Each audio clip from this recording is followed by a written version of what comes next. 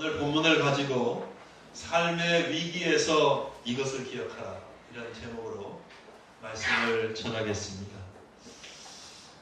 어느 시대를 살든지 또 어느 나라에서 살아가든지 어느 누구의 인생에 위기가 있기 마련입니다.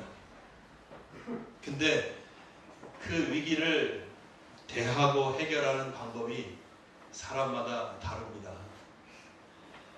위기를 잘 넘기는 사람들이 있습니다. 그 사람들은 더 성숙해지고 성장합니다. 더 능력 있는 사람이 됩니다. 더 폭넓은 사람이 됩니다. 더 강한 사람이 됩니다. 그래서 결국은 그 위기를 뛰어넘어서 자신의 인생을 성공적인 인생으로 만듭니다. 그러나 위기를 만났을 때 잘 대처하지 못하는 사람도 있습니다. 그들은 낙심하고 절망하지요. 스스로 위축되고 두려워합니다. 자신감을 잃어버립니다. 인생에 대해서 비관적이 되어버립니다. 그래서 결국은 인생의 실패자로 전락합니다.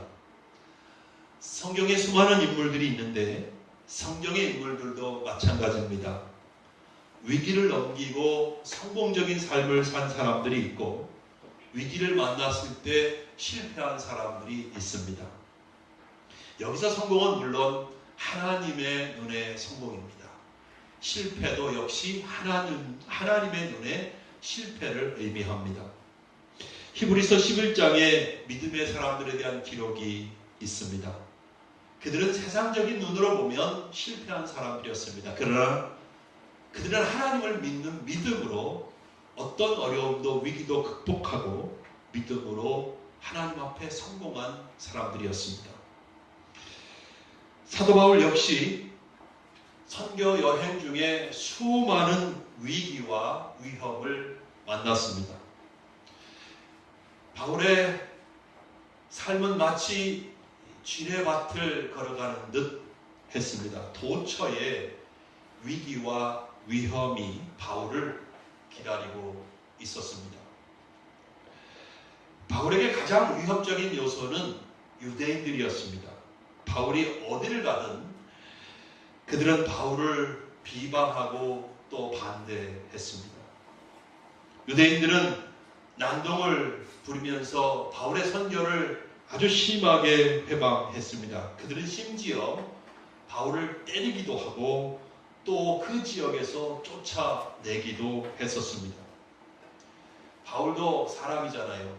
사람인 이상 바울도 그렇게 가는 곳마다 자기를 괴롭게 하고 또 복음을 회방하는 그 유대인들이 두려웠을 것입니다. 바울이 고린도에 왔을 때 역시 유대인들의 거센 공격을 받았습니다.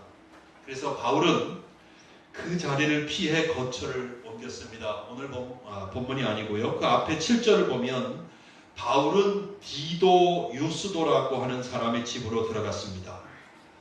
거기서 바울은 두려워서 밖으로 나오지를 못했던 것으로 보입니다. 그래서 더 이상 그는 다니면서 예수가 그리스도라고 전하지 못하고 있었습니다. 바로 그때 밤에 환상 중에 예수님께서 바울에게 나타나셔서 말씀을 하셨습니다. 두려워하지 말며 침묵하지 말고 말하라. 내가 너와 함께 있음에 어떤 사람도 너를 대적하여 해롭게 할 자가 없을 것이니 이는 이 성 중에 내 백성이 많음이라 하시더라. 그래서 바울은 다시 담대하게 복음을 전하면서 고린도 지역에 머물 수 있었습니다. 그런데요, 바울의 1차 선교 여행 끝났지요. 그리고 지금은 제2차 선교 여행 중이잖아요. 제2차 선교 여행 중에 바울이 여기 지금 고린도에까지 왔습니다. 이 여정 가운데서 복음의 가장 위협적인 순간이 닥쳤습니다.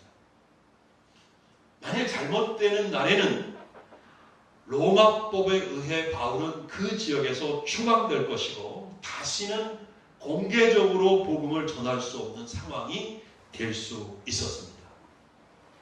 그 위기는 갈리오라고 하는 사람이 아가야의 총독으로 부임하면서 촉발되었습니다.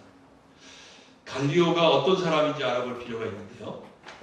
여러분 아시겠지만 로마 시대의 로마의 정치 권력의 중심은 원로원이라고 하는 것이었습니다. 갈리오는 이 원로원에 속한 세력 있는 가문 출신입니다. 그의 형은 세네카라고 하는 사람인데 그는 스토아 철학의 거두였습니다. 그리고 네로 황제 많이 들어보셨지요? 네로 황제의 스승이기도 했습니다. 즉 로마에서 아주 권세 있는 집안 출신의 사람이 아가야 지역의 총독으로 온 것입니다. 일반 역사에서도 이것을 다루는데요. 서기 51년 7월이었습니다. 그때는 바울이 고린도 지역에 들어온 지 9개월 정도 지났을 시기였습니다. 아가야는 어디냐 하면 지금으로 말하면 그리스입니다. 그리스라는 나라입니다. 바울이 여기까지 오기 전에 거쳐온 아덴과 그리고 지금 와서 머물고 있는 고린도가 다 행정구역상 다 아가야에 속해 있었고요. 아가야의 총독의 관저가 여기 고린도에 있었고 관저가 바로 여기 제가 왜 이러죠 오늘? 아가야 총독의 관저가 고린도에 있었고 그 관저 앞에 법정이 있었습니다. 고린도에 살고 있던 유대인들이 일제히 일어나 바울을 잡아 끌고 총독의 법정으로 갔습니다. 그리고 갈리오 총독에게 바울을 고소했습니다. 그 고소 내용이 13절에 있어요. 보실까요? 이 사람이 율법을 어기면서 하나님을 경외하라고 사람들을 권한다. 네. 여러분 아시겠지만 로마는 다양한 민족과 나라를 정복해서 대제국을 이루었습니다. 로마는 그 다양한 민족들 고유의 종교와 문화를 다 인정해 주었습니다. 단 로마 정부의 승인을 받아야 했었지요. 정복한 나라와 민족을 효과적으로 지배하기 위해서 로마가 실시한 아주 고차원적인 정책이라고 할 수 있겠지요. 당연히 유대교도 로마의 승인을 받았습니다. 그래서 로마 시대에 전 지역에서 유대인들이 자유롭게 회당을 세우고 활동을 할 수 있었던 것입니다. 그러나 로마가 허용하지 않는 로마의 승인을 받지 않은 다른 종교는 허용되지 않았습니다. 그러므로 유대인들이 바울을 고발한 이유는 바울이 전하는 것은 유대교가 아닙니다. 불법적인 것입니다. 그러니까 바울을 추방해 주십시오. 그리고 바울이 더 이상 활동하지 못하게 해 주십시오 라고 하는 것이었죠. 그러니까 바울과 복음이 큰 위기를 만난 것입니다. 보통 정치인들은 민심을 무시하기가 어렵습니다. 지금도 그렇지만 옛날도 마찬가지였습니다. 유대의 총독이었던 빌라도를 한번 생각해 보십시오. 빌라도는 예수님을 신문하고 나서 예수님에게 그 어떤 죄도 없다는 것을 알았습니다. 예수님이 십자가형을 받고 죽어야 할 그 어떤 죄도 없다는 것을, 그리고 아주 작은 그 어떤 죄도 없다는 것을 빌라도는 알았습니다. 그래서 빌라도는 예수님을 풀어주고 싶었습니다. 그런데 그 법정 앞에 모인 군중들이 어떻게 했습니까? 안 된다고 소리를 쳤지요. 그 군중들은 예수님을 십자가에 못 박으라고 외치고 주장하고 소리쳤습니다. 그래서 빌라도가 어떤 결정을 내렸습니까? 마태복음 27장 24절입니다. 읽어드릴게요. 빌라도가 아무 성과도 없이 도리어 밀란이 나려는 것을 보고 물을 가져다가 무리 앞에서 손을 씻으며 이르되 이 사람의 피에 대하여 나는 무지하니 너희가 당하라. 그랬습니다. 그러니까 빌라도 총독은 예수님을 풀어주면 밀란이 일어날까봐 그것을 두려워했습니다. 이 민심을 무시할 수가 없었습니다. 그래서 최종적으로 예수님을 십자가에 못 박히도록 내어주고 말았던 것입니다. 그렇다면 갈리오는 어떻습니까? 갈리오는 이제 막 아가야에 부임한 신임 총독이었습니다. 그도 정치인이었기 때문에 앞으로 그의 통치가 원활하려면 민심을 무시할 수가 없는 것이죠. 고린도의 유대인들은 바로 그 점을 정확하게 잘 알고 있었습니다. 그래서 바울을 갈리오 총독의 법정으로 끌고 온 것입니다. 만일 갈리오 총독이 유대인들의 고소대로 바울의 전도 활동을 불법적인 것으로 판단해서 금지해버리면 총독이 결정한 거기 때문에 봉독할 수가 없습니다. 그리고 이 판단은 고린도 지역에서 효력이 발생합니다. 그렇게 되면 바울이 힘들게 세웠던 고린도 교회는 문을 닫아야 돼요. 그리고 바울은 아가야 지역에서 더 이상 복음을 전할 수 없게 됩니다. 결국에는 로마의 다른 지역에 가서도 복음을 전할 수 없게 되겠죠. 사도 바울은 그의 선교 활동에서 아주 가장 최대의 위기를 만난 것이죠. 법정 앞에는 고린도의 모든 유대인들이 일제히 일어나서 바울을 대적하고 있습니다. 반면에 바울은 혈혈단신입니다. 바울은 자신과 복음을 지키기 위해서 무엇을 해야만 했습니다. 근데 뭘 해도 쉽지 않은 상황입니다. 갈리오 총독은 권문세가 사람입니다. 부임 초이기 때문에 그는 민심을 거부하기가 쉽지 않습니다. 그러므로 상식적으로 판단해 볼 때 갈리오 총독이 유대인들과 바울 사이에서 어느 쪽 편을 들 것인가? 그것은 불을 보듯 너무나 뻔했습니다. 그래도 바울 입장에서는 최선을 다해야 되겠죠. 그래서 바울이 자신을 변호하려고 막 말을 시작하려고 하는데 갈리오 총독이 말을 하기 시작했습니다. 14절과 15절입니다. 다 같이 읽어볼게요. 시작.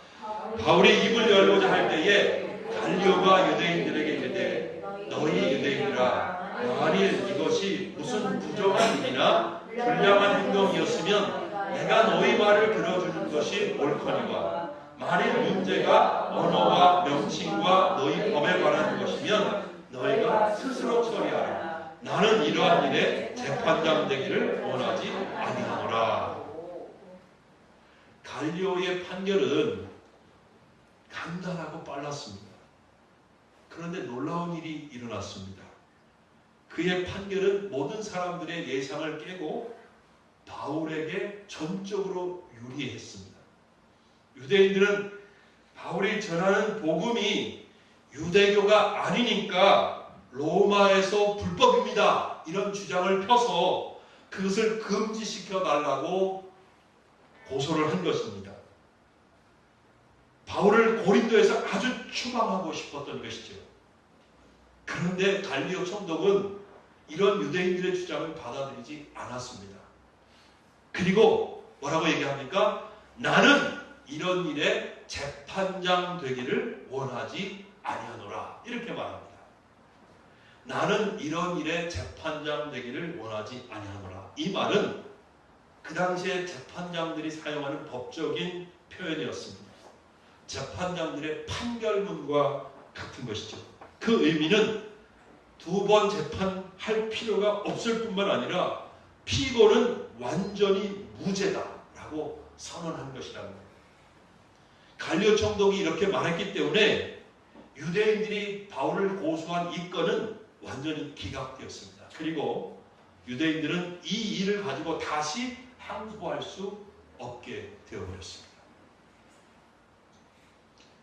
아마 바울이 깜짝 놀랐을 거라고 생각합니다. 유대인들도 자신들의 예상을 완전히 빗나간 이 갈리오 총독의 판결에 굉장히 당혹스러웠을 것입니다. 그들은 갈리오의 판결을 받아들일 수가 없었습니다. 성경에 기록되지는 않았지만 유대인들은 항의했을 거예요. 계속 항의했는데 받아들여지지 않았습니다. 그러자 분노한 유대인들은 회당장인 소스데네를 붙잡아서 법정 앞으로 끌고 와서 때렸습니다. 폭력 사태가 일어났습니다.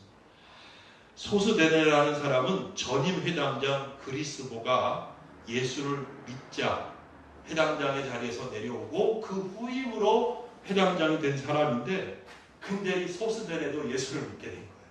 그러니까 유대인들이 정말 화가 난 것입니다. 그래서 이 모든 게 다 바울 때문이다 라고 생각하면서 유대인들이 분노를 한 것이죠.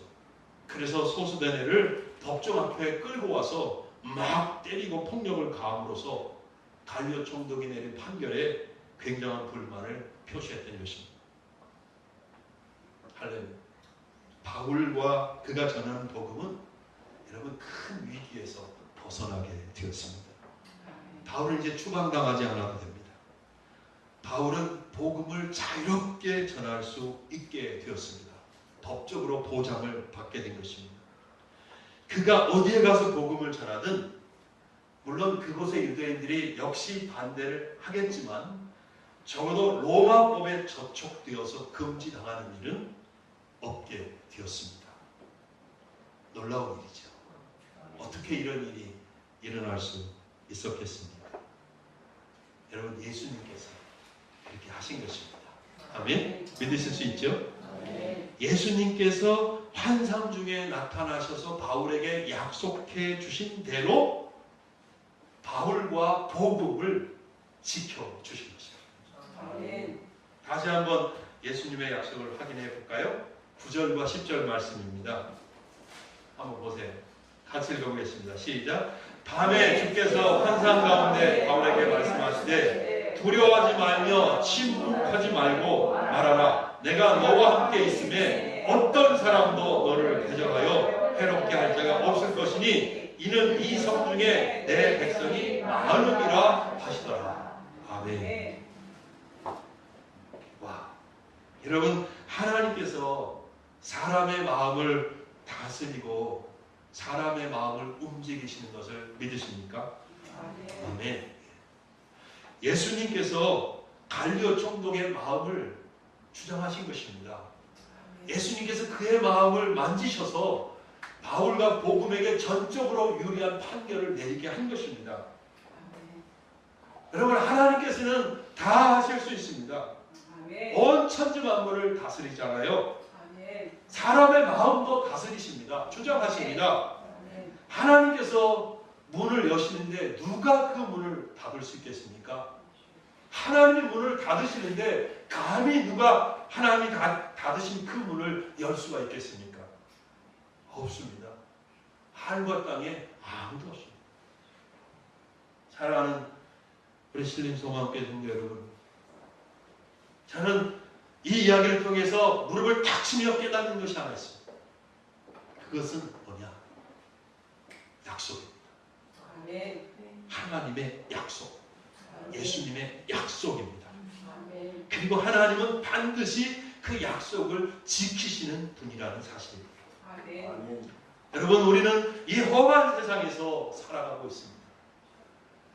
하나님의 약속을 붙잡고 살아가야 합니다. 어떤 위기를 만나도, 어떤 위험한 순간에도 우리는 이 하나님의 약속을 기억해야 합니다. 예수님께서 약속대로 바울을 지켜주신 것처럼 우리에게도 약속대로 해주실 것입니다. 성경에 수많은 약속이 있잖아요. 그 약속들을 붙잡으시기 바랍니다. 그런데 이 시간에는 우리가 정말 반드시 붙들고 있어야 할 약속 3가지를 말씀드리려고 합니다.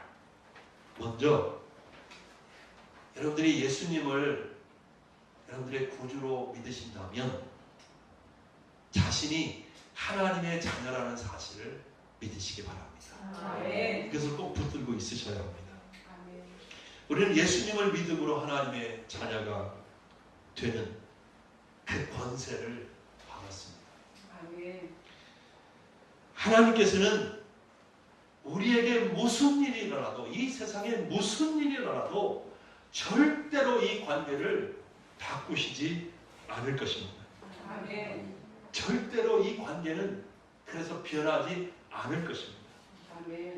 어떤 상황에 놓이든지, 여러분들이 어떤 상황에 처하게 되든지 이것을 기억하십시오. 나는 하나님의 자녀다. 이것을 붙잡으시기를 바랍니다. 특별히 여러분들이 죄를 지을 수 있거든요. 죄를 짓고 여러분의 마음이 상심하게 되고 낙심하게 될 수 있습니다. 그러나 그럴 때조차도 나는 하나님의 자녀다. 이것을 의심하지 마십시오. 하나님께서는 다 알고 계십니다. 우리의 연약함을 알고 계십니다. 그래서 여러분들이 죄 때문에 아파하고 상심하는 것을 만져주십니다. 위로해 주십니다. 그리고 고쳐주십니다. 치유하고 회복시켜 주십니다. 왜? 우리가 하나님의 자녀이기 때문입니다. 이것을 의심하지 마시길 바랍니다. 혹은 어떤 어려움을 당해서 너무 지치고 힘들고 어떻게 할 방법을 모르겠고 정말 이것을 이길 힘조차 없다고 느껴질 때에도 나는 하나님의 자녀다 라는 사실을 믿으시기 바랍니다. 이 사실을 의심하지 않았으면 좋겠어요. 그러면 반드시 여러분들은 이길 수 있습니다. 하나님은 절대로 자녀들을 버리지 않으십니다. 구원하십니다. 반드시 구원하십니다. 믿으시기 바랍니다. 두 번째로 교회와 복음은 절대로 무너지지 않습니다. 이건 하나님이 붙들고 계신 것입니다. 교회는 하나님께서 친히 지켜주십니다. 아멘. 어떤 권세도 교회를 무너뜨릴 수가 없습니다. 흑암의 권세, 어둠의 권세, 절대 교회를 무너뜨릴 수가 없습니다. 여러분. 최근 중국에서 선교사님들이 다 추방을 당하고 있습니다. 시진핑 주석이 기독교를 굉장히 전례 없이 박해하고 있거든요. 복음이 중국에서 크게 회방을 받고 있습니다. 그러나 중국 당국은 절대로 교회를 무너뜨릴 수 없습니다. 복음을 무너뜨릴 수 없습니다. 복음을 회방하고 가로막을 수가 없습니다.